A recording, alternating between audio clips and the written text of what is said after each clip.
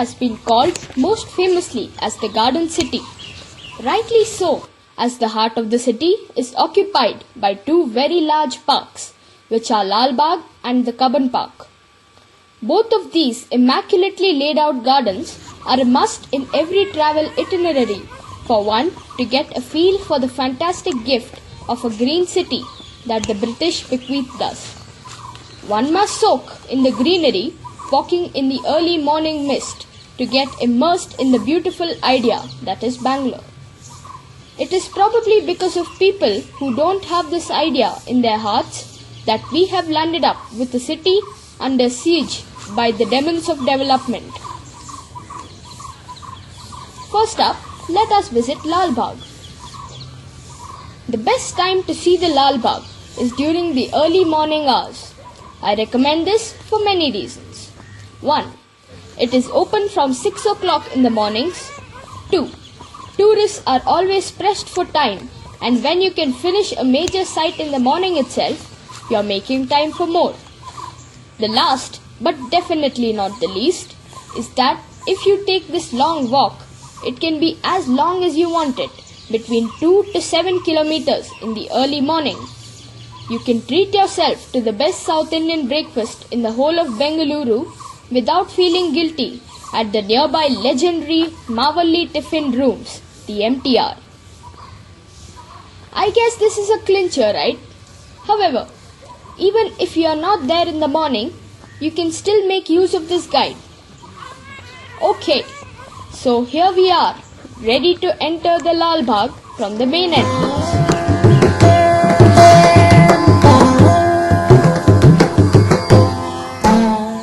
At the entrance, you see, written in Kannada, Devalayave Huvina Totam, which means this garden of flowers is a temple. This is only the first half of a famous Kannada couplet. The other half is displayed at the west gate and it says, Kai mugidu olage ba idu sasya kashi. Together, this garden of flowers is a temple. Please walk in with folded hands, as this is verily the ultimate abode of plants. With 673 genera and 1854 species of plants found in Lalbaug, well, we could not agree with that sentiment more, could we? This is a picture map of Lalbaug, and we'll frequently refer to this picture map as it is useful to find your location in a large park such as this. You have entered the park through the main gate located at the bottom right. Now, walk straight ahead. As you walk straight inside from the main gate towards destinations 1 and 2 on the map, it is worthwhile to note a few facts. Hyder Ali was a lowly military sepoy in the Mysore army who rose through the ranks quickly due to his military prowess and tactical acumen. He became the commander of the Mysore army and wielded enough clout to be recognized as the de facto ruler of the kingdom of Mysore. Originally, Lalbaug was a 40-acre private garden commissioned in the year 1760 by Hyder Ali. Tipu Sultan, son of Hyder Ali, showed an equally keen interest in the development of Lalbaug. He was known to value exotic plants as gifts from foreign travelers, which explains the presence of many rare trees of Persian, Afghani and French origin in the park, that is designed on the theme of the Mughal gardens situated in Delhi. Under the British, the park was expanded and spread over an area of 240 acres, and the gardens attained the status of the government botanical garden in 1856. Trained superintendents from Kew Gardens, London, were also appointed to Lalbaug. Some of the prominent names who contributed to the development of Lalbaug were Major Waugh, John Cameron, G.H. Crumbigal, Nanjappa, etc. One such eminent personality was Dr. M.H. Marigowda, who retired as the director of the horticulture department in the government of Karnataka and whose statue you would have passed on the way. You have arrived at Destination 1, the floral clock. A giant electronic quartz flower clock was a novelty when it was installed in the 80s by HMT, one of the pioneering companies in watchmaking at the time, located in Bangalore.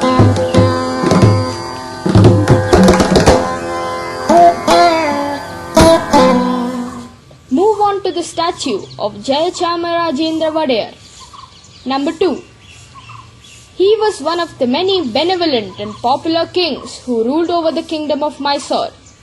His statue is a fine piece of sculpture and was installed in 1908 to commemorate the developmental works undertaken at Lalbaug during his reign. Notice also the fine mount which signifies the love of the horses displayed by the Mysore royals. You turn left and can take a look at the Japanese gardens, number 17, which is nothing much really. The bonsai gardens, number 14, is a 5 minutes walk and is worth a look. Press 14.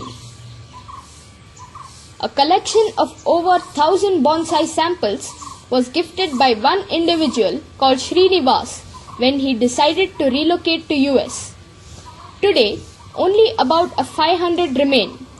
Fine specimens of silver trumpet tree from Paraguay, kajeput tree from Australia and elephant apple from India exist here. You can also find bonsai samples of common trees like mango, guava, etc.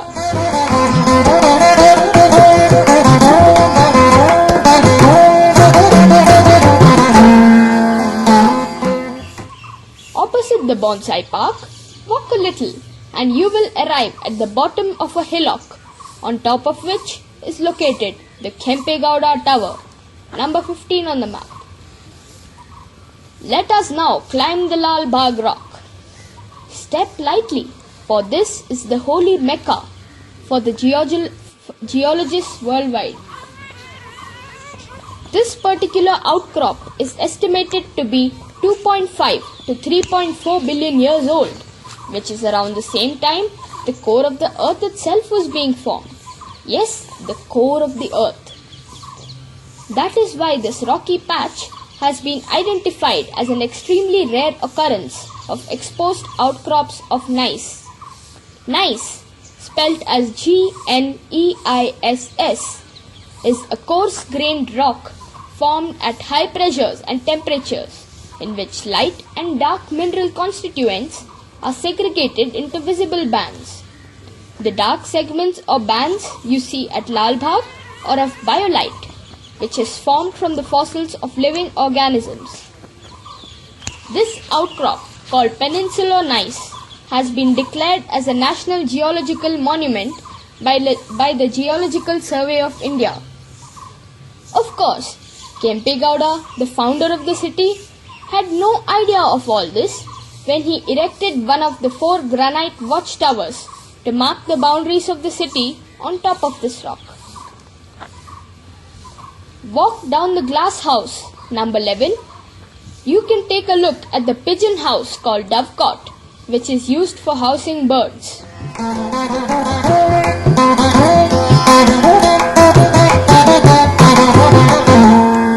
Next, take a walk towards the glass house. Originally called the Prince Albert Victor Conservatory, glass house was built in 1891 to 1892 at a cost of Rs 75,000. Inspired by the Crystal Palace in London, this is the venue of the famous Lalbaug Flower Show, conducted twice a year, during the Independence Day on 15th August and during the Republic Day on 26th Jan. Over 1,500 species of colorful flowers, plants and vegetables from all across the world are displayed here at that time. There are many Araucaria trees which are popularly known as the Christmas trees in Lalbaug.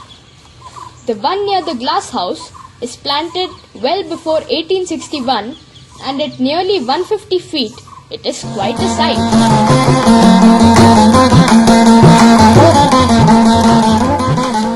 Now, take a long walk towards the rear part of the park and head to the lake area number 6. This is a very pleasant and quiet area with fresh breeze blowing and a lot of birds flying around. The lake itself spans 30 acres, has clean waters, and a nice walking trail is laid out along the periphery of the lake. From the lake, when you walk back, you can see the lotus flowers in the lotus pond, the Marigoda Rose Garden, which has a vast collection of roses of myriad hues and sizes. The huge silk cotton tree is quite a sight. Its huge chunk of roots that remind one of the tree of life in the English film Avatar.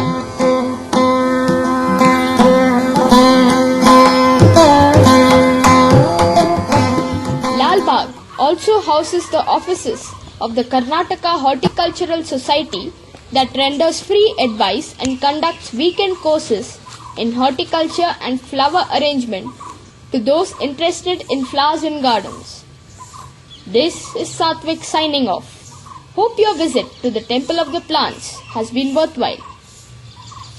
Before you wind up, we recommend that you take a small walk down the road from the main gate to reach the Mavalli Tiffin Rooms for a well-earned breakfast.